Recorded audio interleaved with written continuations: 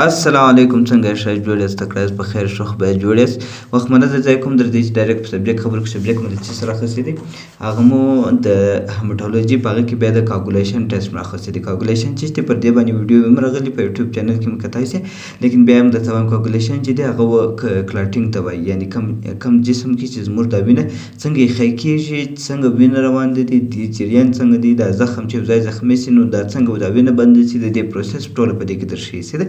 نو بل ځو مخته اوس مو ټسټ چې راخیستی هغه مو ای پی ټي ټي راخیستی سي ده. نو ای پی ټي ټي اوس چې دی د دې د مخه به یو پله په دې سره خلاصوي چې دا څه شته او څه دغه کوي، بیا به نور ځو مخته ته. ای پی ټي ټي چې ده هغه هم یو فیکټر دی سي ده. نو زموږ په جسم کې 14 فیکټره دي چې سره یو ځای کار کوي، بیا یا وینه ایښی کوي یا هغه جریان سم روانوي یا د خپل کار سم کوي سي ده.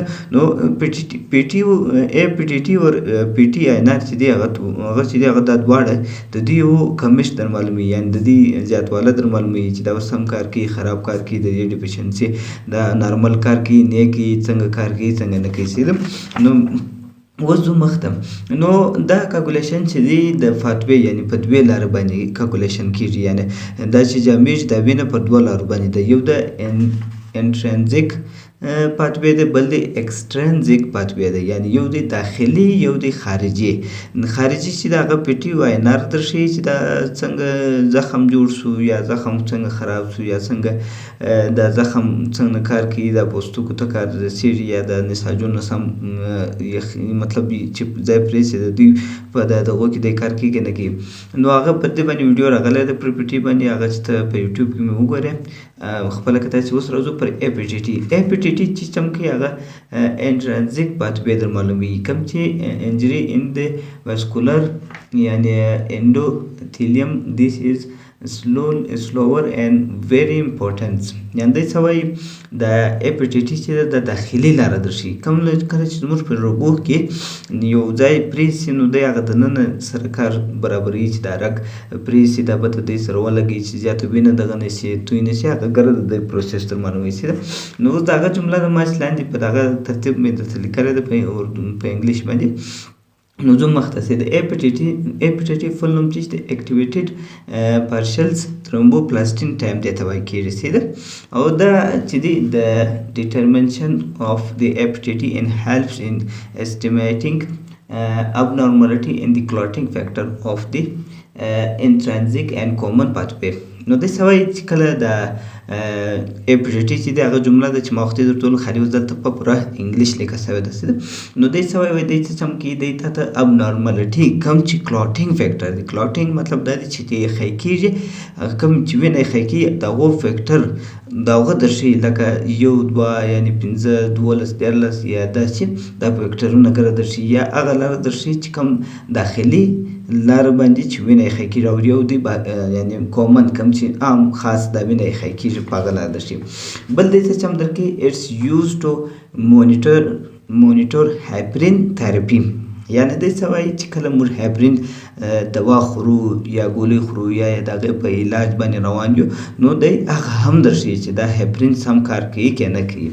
بل دی څه چم کوي هیموفیلیا A اور هیموفیلیا B. د دې کله علامات چې تاسو سره سره یي نو دی هغه علامات درښیي چې دا هیموفیلیا ده یا بل شی دی یا بل شی دی سي ده. بل دی څه چم کوي یعنې انویسټیګیټ کوي ان ایکسپلینډ بلیډینګ اینډ کلاټینګ ډیسورډر. دین څه چم درکوي درته معلوموي یې درته ایکسپلینوي درښیي چې هغه کوم وینه جریان وینه چې روان یي هغه درښیي، یا کلاټینګ چې ایښی کېږي هغه درښیي سي ده. اوس راځو د دې ټیسټ پروسیجر څنګه دی. دا به موږ څنګه راخلو، په چشت کې به راخلو. دا موږ راخلو په سوډیم سایټریټ ټیوب کې راخلو، کوم چې داسې آسماني رقم ټیوب دی په هغې کې راخلو. نو چې کله موږ دا ټیوب ته سمپل ور واچوو نو دا سمپل چې دی د دې څخه دې څه چم وکړي په دا سمپل باندې کیلشیم ریموو کړي.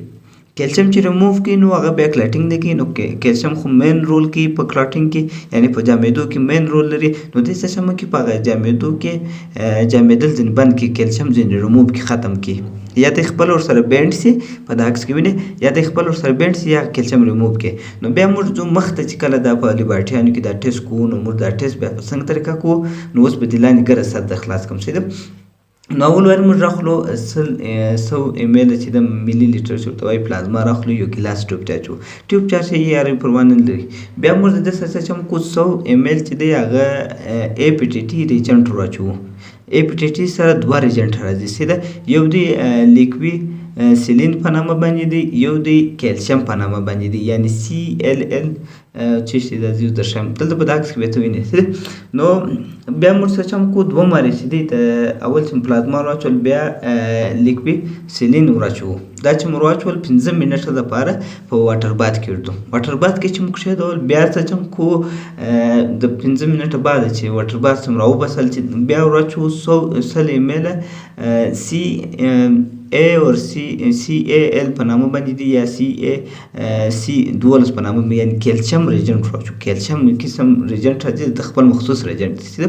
نو هغه کیلشیم چې دا ماشې مو ور واچول، بله ټایمر سټارټوو. ټایمر چې مو سټارټ کړي، د ټایمر بعد بیا دا ګورو چې راباسو دا بوتل یې ګورو چې دا په څو سکنډ کې یخی شو. دغه پروسس دی چې کله دی یخی کېږي، نو دغه یخی کېدل ټایم موږ نوټوو. بیا مخته ډاکټر ته ورکوو چې دا دونه دی یا دا نه دی یا او نه دی. نو په دې څنګه سر خلاص، اوس نور په دې خو سر خلاص شو چې دا څنګه دی. نو دا څه چم وسو، نو هلته موږ کیلشیم ورسره اډ کړي. خو څه کیلشیم ریموو سوی و، مثبت هغه کیلشیم ورسره اډ کړي سیده. نو دونه غټ مشکل نشته په دې کې سیده.